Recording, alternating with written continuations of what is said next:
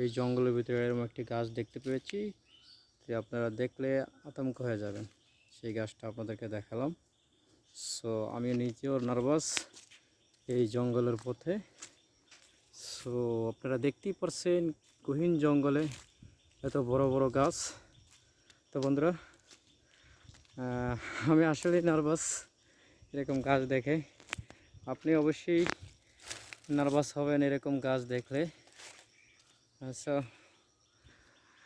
এখন এই মুহূর্তে আমার সঙ্গে যদি কেউ নেই, এই গহীন জঙ্গলে আমি একাই, সে দেখতে পাচ্ছেন।